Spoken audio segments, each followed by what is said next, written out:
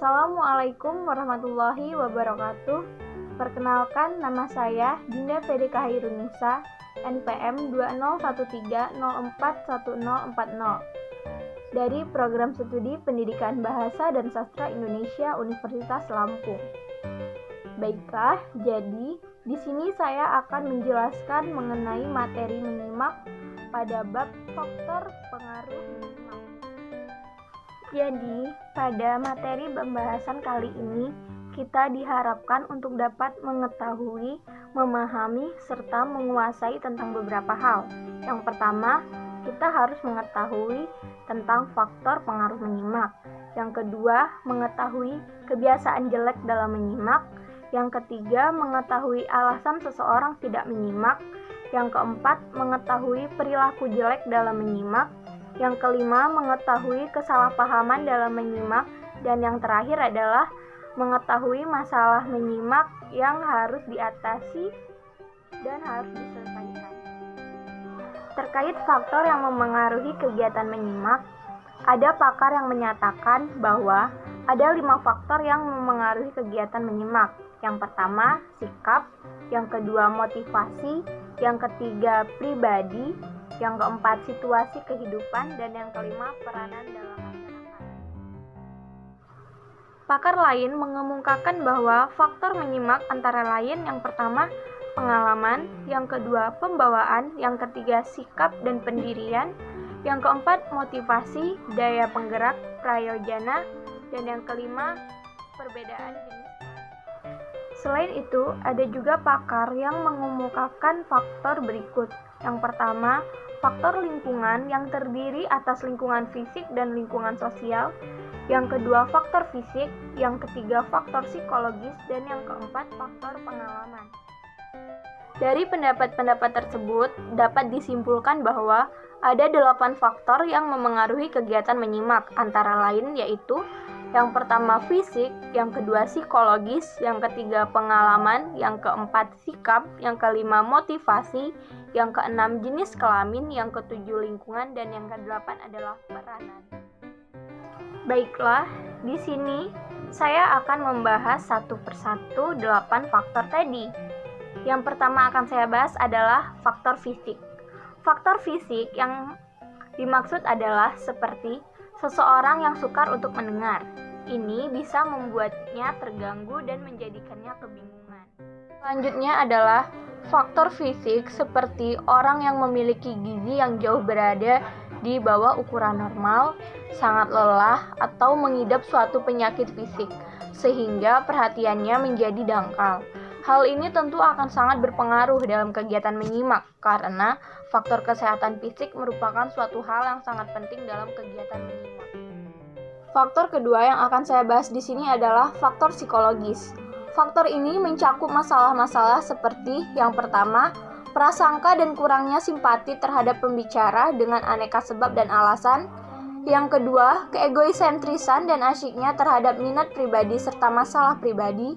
Yang ketiga adalah kepicikan yang menyebabkan pandangan menjadi kurang luas. Yang keempat adalah kebosanan dan kejenuhan yang menyebabkan tidak adanya perhatian sama sekali pada pokok pembicaraan. Dan yang terakhir adalah sikap yang tidak layak terhadap sekolah, guru, dan terhadap pokok pembicaraan yang sedang dibicarakan. Selanjutnya, faktor yang ketiga, yaitu faktor pengalaman. Pengalaman turut menjadi faktor yang mempengaruhi kegiatan menyimak, karena tidak perlu diragukan lagi bahwa sikap kita merupakan hasil pertumbuhan dan perkembangan serta pengalaman dari diri sendiri. Selanjutnya yang keempat adalah faktor sikap. Hal ini karena pada dasarnya manusia mempunyai 2 sikap utama dalam segala hal, yaitu sikap menerima dan sikap menolak. Seseorang akan bersikap menerima terhadap hal-hal yang menarik dan menguntungkan baginya, tetapi akan bersikap menolak pada hal yang tidak menarik dan tidak menguntungkan baginya. Selanjutnya adalah faktor yang kelima, yaitu faktor motivasi. Jadi, apabila seseorang memiliki motivasi yang kuat akan suatu hal, maka ia akan dapat dengan mudah berhasil mencapai hal tersebut. Hal ini berlaku dalam kegiatan menyimak. Apabila kita memiliki motivasi tertentu terhadap suatu hal terkait apa yang kita simak, maka tentu kita akan menyimak hal tersebut dengan sungguh-sungguh. Hal ini karena kita memiliki motivasi yang kuat terhadap hal yang akan kita simak ini. Selanjutnya, faktor yang keenam, yaitu faktor jenis kelamin. Jadi, beberapa pakar menyebutkan bahwa pria dan wanita memiliki pusat perhatian yang berbeda, dan tentu saja cara mereka memperhatikan sesuatu pun juga berbeda. Hal inilah yang kemudian berpengaruh terhadap cara mereka dalam menyimak suatu hal. Selanjutnya adalah faktor yang ketujuh, yaitu faktor peranan.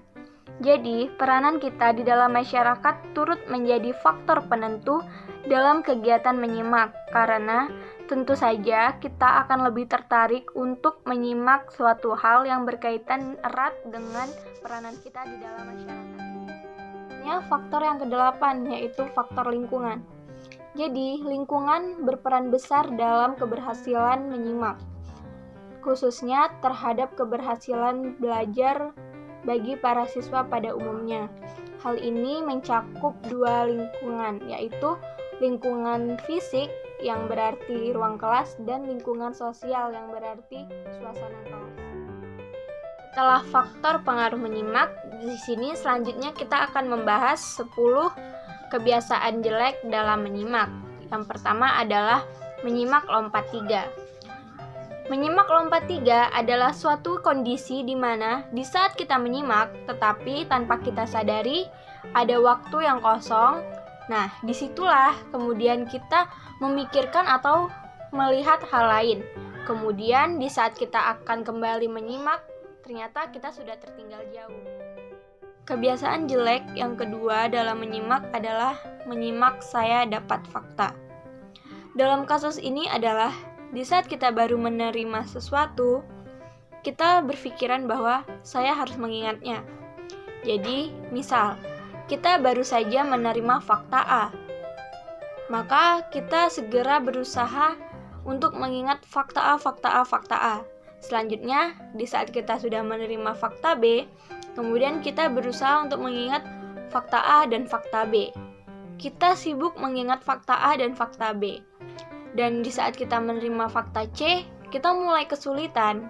Nah, di sini hal ini merupakan suatu kebiasaan yang jelek karena menyebabkan ketidakefektifan dalam menyimak. Kebiasaan ini harus dihindari. Selanjutnya, kebiasaan jelek dalam menyimak yang ketiga, yaitu noda ketulian emosional. Noda ketulian emosional merupakan suatu kondisi di mana kita merasa emosi di saat kita mendengar suatu hal tertentu.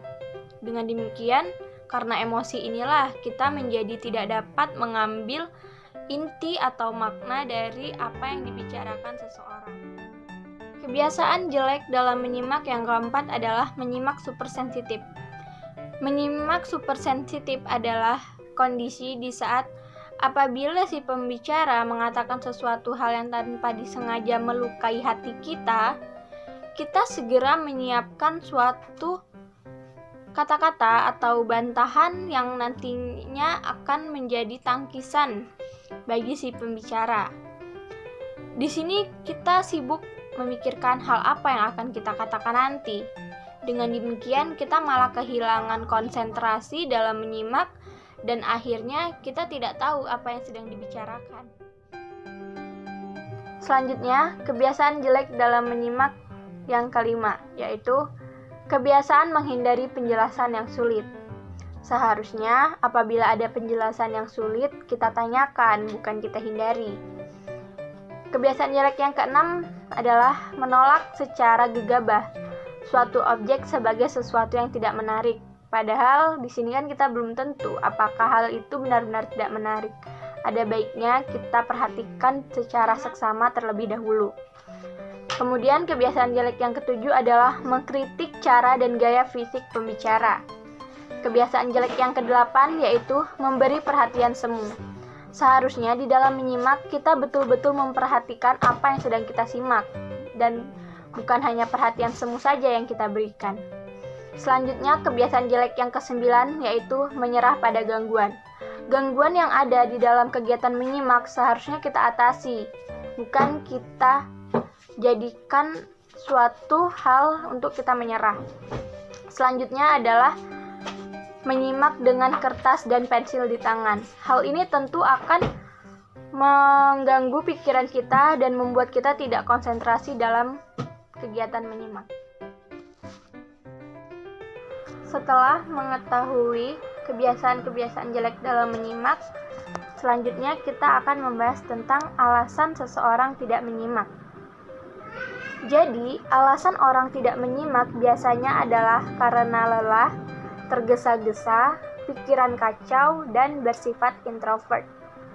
Dan orang yang bersifat introvert ini dapat bertipe penyerap, berdikari, seniman ingatan, tidak tergoda oleh pribadi, seniman bunyi alamiah, estetikus luar biasa, dan siap tempur. Setelah mengetahui alasan seseorang tidak menyimak, pembahasan yang selanjutnya adalah perilaku jelek dalam menyimak. Yang termasuk ke dalam perilaku jelek dalam menyimak antara lain yaitu: yang pertama, tidak mau menerima keanehan pembicara. Yang kedua, tidak mau memperbaiki sikap. Yang ketiga, tidak mau memperbaiki lingkungan. Yang keempat, tidak dapat menahan diri.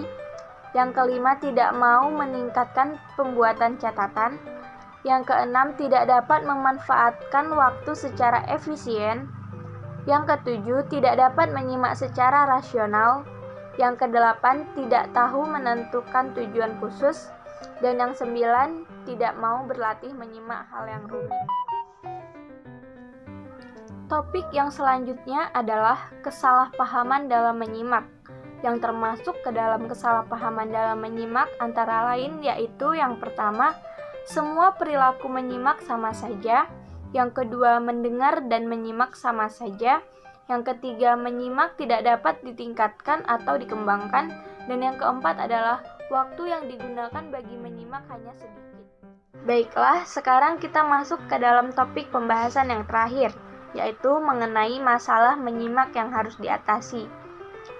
Masalah yang ada di dalam kegiatan menyimak yang perlu untuk kita atasi antara lain: yang pertama, memprasangkai pembicara. Yang kedua, pura-pura menaruh perhatian. Yang ketiga, kebingungan. Yang keempat, pertimbangan prematur. Yang kelima, catatan tidak tepat guna. Yang keenam, hanya menyimak fakta. Yang ketujuh, melamun. Dan yang kedelapan adalah bereaksi secara emosional. Cukup sekian materi yang dapat saya sampaikan mengenai faktor pengaruh menyimak. Lebih dan kurangnya saya mohon maaf. Saya akhiri. Wassalamualaikum warahmatullahi wabarakatuh. Sampai jumpa.